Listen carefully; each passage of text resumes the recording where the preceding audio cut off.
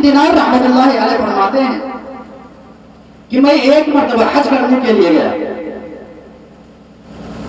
تو میں بیٹھا ہوا تھا، خانہ کعبہ کے سامنے بیٹھا ہوا تھا اور میری آنکھ لگ گئی، میں سو گیا۔ دو فرشتے آتے ہیں اور آپس میں بات کرتے ہیں۔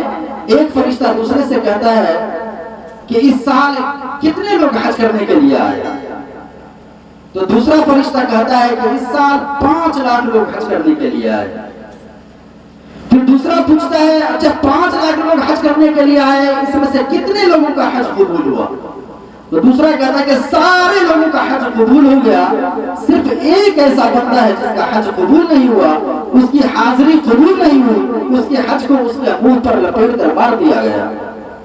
مالک بن دینار رحمۃ اللہ علیہ کی آنکھ کھلی، یہ گھبرا گئے، اللہ کے دربار میں رونے لگے، چیخنے لگے کہ اللہ ہوا، آخر بندہ ہے کون سا؟ کہیں اس لسٹ میں میرا نام تو نہیں کہ سارے بندوں کا 5 لاکھ بندوں کا حج قبول ہوا اور میں کہیں وہ بدقسمت تو نہیں ہوں کہ جس کا حج آپ نے قبول نہیں کیا۔ پورے دن بے تحاشا روتے رہے۔ مریدین نے پوچھا حضرت کیا بات ہے؟ انہوں نے کہا کوئی بات نہیں ہے۔ پھر دوسری رات ہوئی، خانہ کعبہ کے سامنے بیٹھے ہوئے ہیں، دو فرشتے آئے، آپس میں بات ہونے لگی۔ ایک کہتا ہے کہ بتاؤ اس سال کتنے لوگ حج کرنے کے لیے آئے؟ دوسرا کہتا ہے 5 لاکھ لوگ حج کرنے کے لیے آئے۔ پوچھتا ہے کتنے لوگوں کے حج کو قبول کیا گیا؟ تو دوسرا کہتا ہے کہ سارے لوگوں کو حج کو قبول کیا گیا، صرف ایک ایسا بندہ ہے جس کے حج کو قبول نہیں کیا گیا۔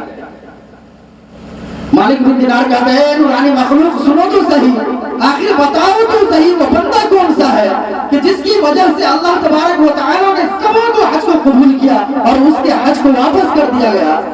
تو فرشتے کہتے ہیں مالک اس میں تمہارا نام نہیں ہے۔ تو کہتا ہے آخر بتاؤ تو صحیح وہ بندہ ہے کون سا، میں اس سے ملنا چاہتا ہوں۔ فرشتے کہتے ہیں کہ اس کا قد لمبا ہے، داڑھی سینے پہ آ رہی ہوگی، اس کی جو گمچھا اوڑھا ہوا ہوگا اس کے شانے پر لٹک رہا ہوگا۔ جب وہ آئے گا تو لگے گا کہ ہاں کوئی مرد جوان آ رہا ہے۔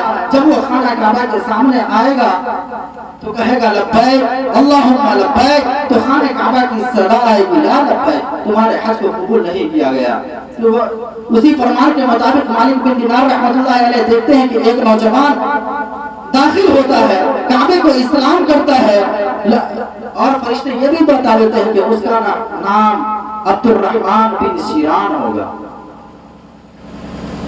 اسی فرمان کے مطابق وہ عبد الرحمن بن شیران آتا ہے، خانہ کعبہ کو استلام کرتا ہے، لبیک اللہم لبیک کی صدائیں بلند کرتا ہے۔ خانہ کعبہ کے اندر سے آواز آتی ہے لا لبیک لا لبیک۔ مالک بن دینار کی آواز کو سن کر عبد الرحمن کے کندھے پر ہاتھ رکھتے ہیں اور کہتے ہیں کہ عبد الرحمن تم نے کچھ سنا؟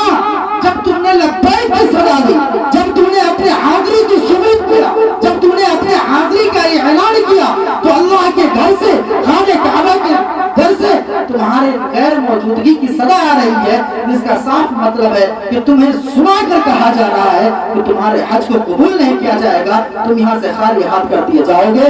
جہاں سارے مرادوں کی مراد پوری ہوتی ہے، جہاں ساری جھولی کے خالی ہونے والے کی جھولی کو بھری جاتی ہے، سب کی مرادیں پوری کی جاتی ہے، وہاں تمہاری مرادوں کو دھتکار دیا گیا، تمہاری جھولی کو خالی کر دی گئی۔ آخر وجہ کیا ہے؟ عبد الرحمن بن شیران کہتا ہے کہ مالک تم تو آج پہلی مرتبہ یہ آواز سن رہے ہو اور تمہارے پسینے سے تمہارا پیشانی شرابور ہو چکا ہے، تمہارے پاؤں ہل رہے ہیں، لیکن میں یہ آواز پچھلے 7 سالوں سے سنتا چلا آ رہا ہوں۔ تو سوچو میرے دل پر کیا حالت گزر رہی ہوگی۔ مالک بن دینار کہتے ہیں کہ اچھا یہ تو بتاؤ کہ آخر تم نے ایسا کون سا جرم کیا ہے، تم سے کون سا گناہ سرزد ہو گیا ہے جس کی وجہ سے تمہارے حج کو قبول نہیں کیا جاتا؟ مالک بن دینار رحمۃ اللہ علیہ بڑی شد و مت کے ساتھ یہ کہتے ہیں کہ میں ماں کا وہ بدقسمت بیٹا ہوں کہ جس نے اپنے ماں کے منہ پہ تماچا مار دیا تھا۔ بس اس جرم کی سزا میں میری حج 7 سال سے قبول نہیں کی جا رہی ہے۔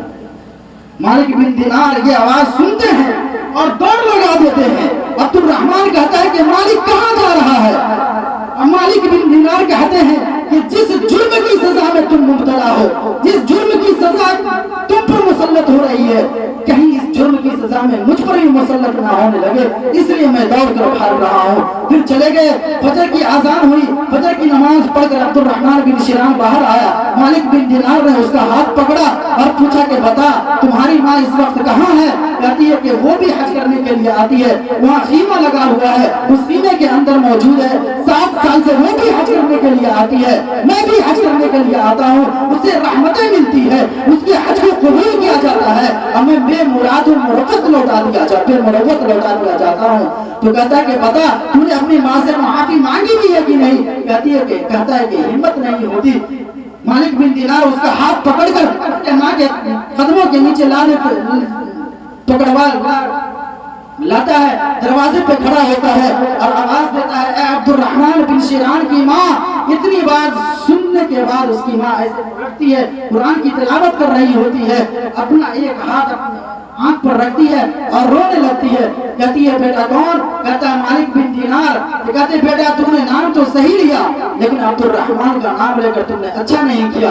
बोला क्या बात है? कहता कि जब भी कोई उसका नाम लेता है तो मेरी आंख में दर्द होने लगता है। इतना सुनते ही मालिक बिन दिनार अब्दुर्रहमान बिन शिरान का हाथ पकड़ते हैं और माँ के कदमों में लाकर रख देते हैं। माँ तो यूं ही उसका इंतजार कर रही थी। माँ पांव फैलाती है, अपने आहोश में ले लेती है और फिर अपने बेटे को चूमते चूमते जब उसका हाथ उसके कंधों पर जाता है तो देखता है कि अपने बेटे का एक हाथ नहीं है। जब 7 साल पहले उस बेटे ने तमाचा मारा था तो वो हाथ सही व सालिम थे, लेकिन जब आज मिल रही है तो वो हाथ नहीं है। पूछती है बेटा ये हाथ क्या हुआ? तो अब्दुर्रहमान कहता है कि माँ जिस रोज हमने ये तमाचा ये हाथ तुम्हारे गले के ऊपर रसीद किया था, इसी हादसे के अंदर ये हाथ कट चुका है। इतना कहने के बाद माँ आगोश में लेती है और उसके बाद खाने काबा से आवाज भी आती है, लब्बैक तुम्हारी हज को कबूल हो गई। कहने का मतलब यह है कि जिस मुआशरे के अंदर, जिस समाज के अंदर माँ के ऊपर जुल्म होगा, उस मुआशरे के अंदर तबाही और बर्बादी और मुआशरे के अंदर फसाद तो आना लाजमी।